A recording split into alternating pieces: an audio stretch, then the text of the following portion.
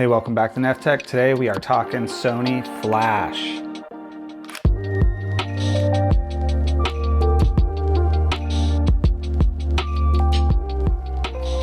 So I'm no expert at any of this photography or camera stuff, but recently I had agreed to go do some photos for a little benefit mixer for a women's shelter.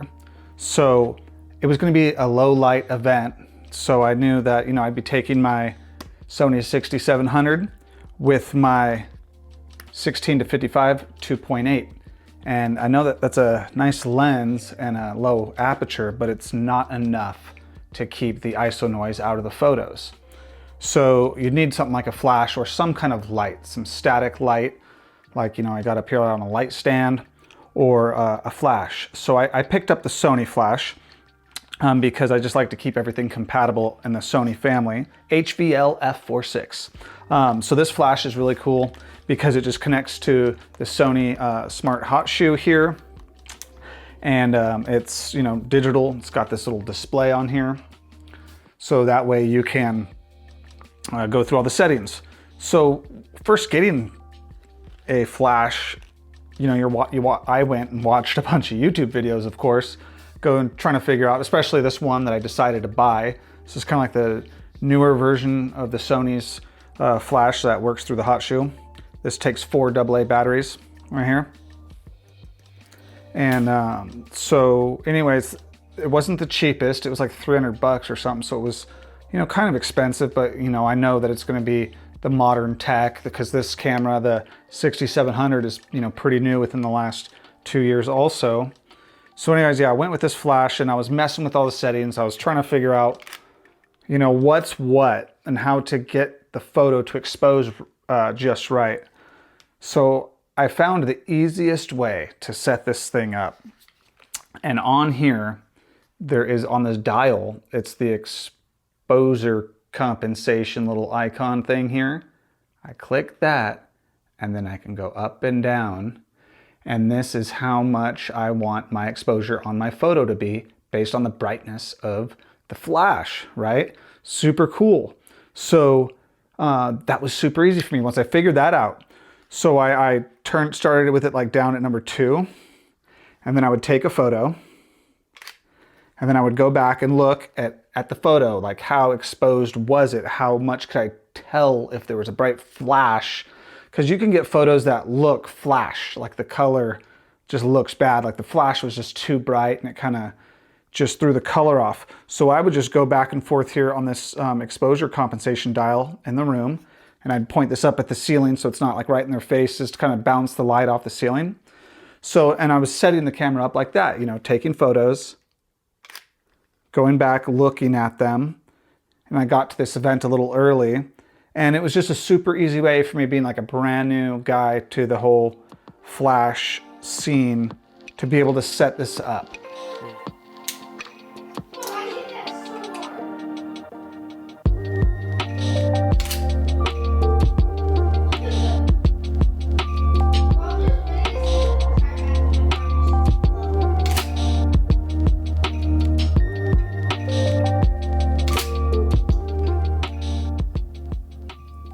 I was at this venue taking photos and, adjusting all of these exposure basics for me, being a noob still at all of this and kind of learning.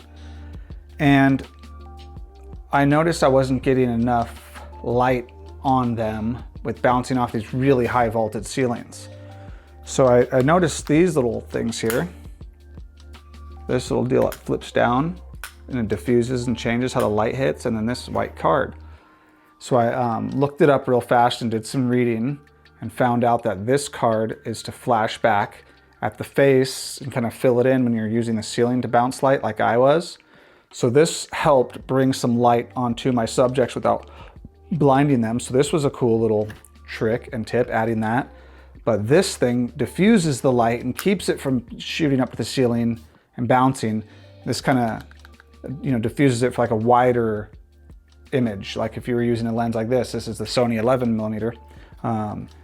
They recommend you use this for really wide. It kind of distributes that light broader. So I didn't want that, so I was able to push that down, snap it in, keep the white card up. Now my photos were exposing on the faces and stuff better, and they were looking good. And what I liked about it is this helped, like when there's people in the depth of the room and the room is dark and pretty and has like some cinematic vibe to it, I don't want to kill that with a big bright flash to the whole room.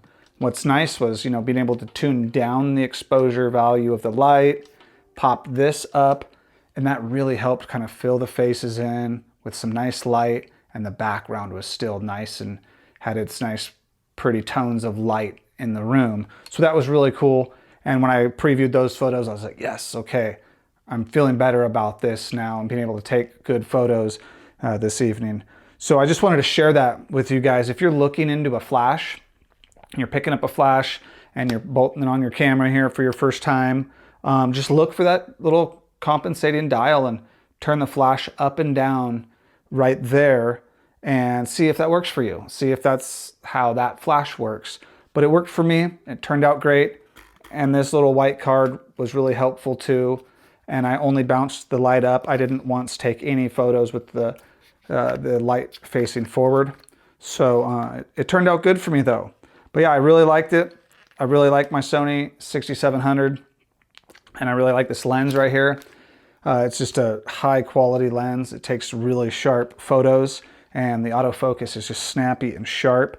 If you have any questions or comments about this setup or this combo, hit me up in the comments below. I'd be happy to chat with you about my experiences with this and kind of how it went. Man, it's hefty. It's got some weight behind this combo.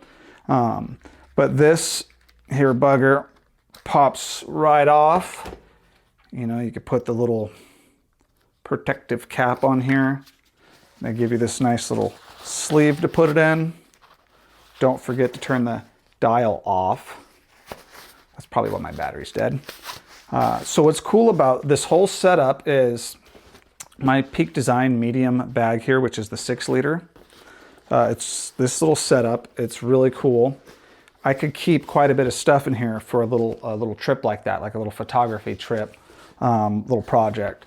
So I keep this microphone in here, which is the Sony, I can't remember what model, but this is their more modern, newer mic for the top of your camera. I keep this bugger down in here, and then I fold this little pocket over on it, and I could fit also my Sony wireless mics. These also fit in here on top of that if I want. And then this little flap can close down.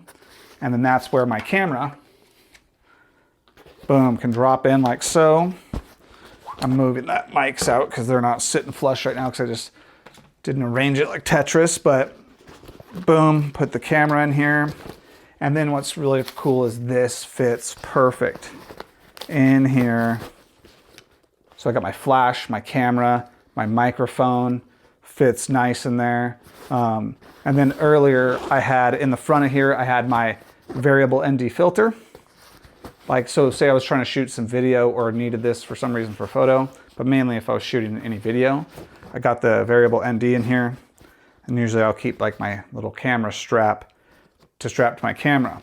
And that's another cool trick about this Peak Design bag that I did. I took off the stock strap and I put their little like leash thing on here. So that way I could pop this off of my bag and I could then just put this on my camera and then rep my camera, set this to the side, and it's just, you know, got the handle, and I could just kind of put this camera bag to the side and then click these onto my camera like so.